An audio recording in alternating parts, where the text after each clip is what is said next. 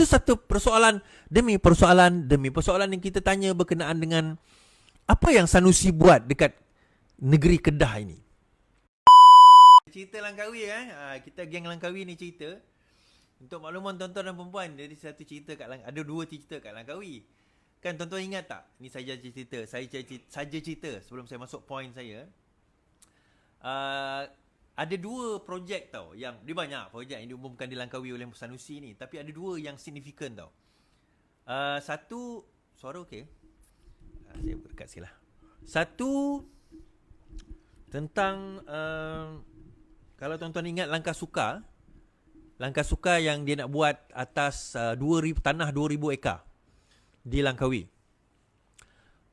Projek itu kalau tak silap saya dia announce tahun 2021, 22 macam tu. Dan dia ada dua fasa. Fasa pertama sepatutnya siap Ogos 2023. Kemudian fasa kedua 2025. Kalau mengikut kalau tak silap saya lah, kalau mengikut sebagaimana jawapan Sanusi di dalam Dewan Undangan Negeri bila ditanya tentang persoalan Langkah Suka tu. Dia bayar 2025 siap. So, apa yang berlaku? Tadi saya dan kawan saya, ini tahun 2024 ni 21 Januari 2024. So, apa yang saya buat? Kawan saya pergi melawat tapak. Cuma saya tak sempat nak buat live dekat tapak tadi tu sebab bateri saya dah habis. Kan? Bateri nak habis jadi tak boleh nak buat live lah. Jadi bila tak boleh buat live, jadi saya pun macam okey lah. Saya dengar. Alamak, suara jauh Kejap Suara jauh Okey, sekarang macam mana? Suara slow. Saya macam ni saya dekatkan lah. Suara. Nampak letih. Wildat Langkah Suka ke? Wildat Langkah Suka lah. Suara terang dan jelas. Okey, suara dah okey. So, balik pada cerita tadi. So, bila saya pergi melawat tu, dia dekat tepi pantai tepi pantai tu. Lepas bila tepi pantai tu, kita tengok sepanjang-panjang tu, kalau tuan-tuan perasan, dia ada letak macam barrier lah kan. Dan dia memang barrier tu di sepanjang antara barrier, bukanlah barrier macam kira penghadang lah supaya untuk projek kan. Macam zinc lah dia letak situ. Bila saya tengok panjang saya rasa lebih 1-2 kilometer kot macam tu. Panjang dia. Dan apa yang kita dapati, tak ada apa yang berlaku. Sepatutnya ni cerita fasa pertama siap Ogos 2023. Tak ada apa berlaku.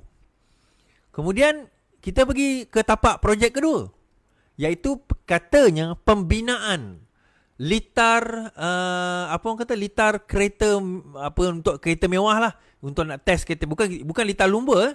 Siapa dia kata dekat Langkawi ni ada banyak kereta mewah, jadi tak ada tempat nak test, jadi dia nak buat test. Dia nak buat untuk test tempat tersebut. Jadi bila kita tengok, bila saya pergi sendiri, sepatutnya dikatakan siap 2023 juga. Siap patut 2023. Setakat kita pergi tak ada apa, nothing happen. Lepas itu saya pergi check syarikat yang dikatakan di award project tu. Saya tengok dalam online lah dia punya company dia kan. Kita dapati bahawa syarikat itu dia ada 2 director, setakat saya check lah, mungkin dah berubah, dan 1 shareholder.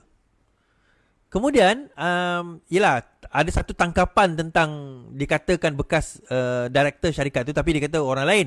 Tak apa, that's not the point. Dan berkenaan dengan airport di Kulim pun kita check kontraktor tersebut, syarikat yang sepatutnya raise 2 bilion. Syarikat itu revenue dia pun 200,000, pendapatan dia 200,000, paid up capital baru 2 juta. Lepas itu dia punya asset dia sendiri, dipanggil apa? Asset bukan semasa. Saya rasa dalam 30,000 setakat 2021 lah. And ini company yang expected untuk raise billion of dollars. Kemudian ada orang tempatan lah cerita kat saya juga berkenaan dengan rumah mampu milik. Dia announce oleh Sanusi tempoh hari. Dia di bawah Prima kot, lebih kurang macam tu di bawah Prima ke rumah mampu milik lah. Dia kata ada berapa ratus rumah mampu milik, tapi bila bukan kata rumah tu tak ada development lagi. Soalan kita nak tanya pada Sanusi, kalau dia nak jawab lah, kalau dia dengar video ni. adakah rumah tersebut sewaktu dia announce sudah mendapat kelulusan daripada KPKT? Kerana bila kita kata rumah mampu bilik ni, dia subsidize. So bila dia subsidize, so subsidi itu dia akan pergi kepada apa orang kata, akan pergi kepada pemaju perumahan untuk dia nak buat rumah pada harga yang lebih kurang daripada harga pasaran. Now isu dia, adakah rumah itu telah disubsidize ataupun sekadar scam? Scam erti kata macam ni tuan-tuan. Dia buat rumah tu dia ada kontraktor tu, dia ada rumah yang tak bukan rumah mampu bilik lah, rumah yang normal lah. Kemudian dikatakan kontraktor itu buatlah rumah mampu bilik. So orang boleh pilih rumah mampu bilik dan juga rumah yang biasa.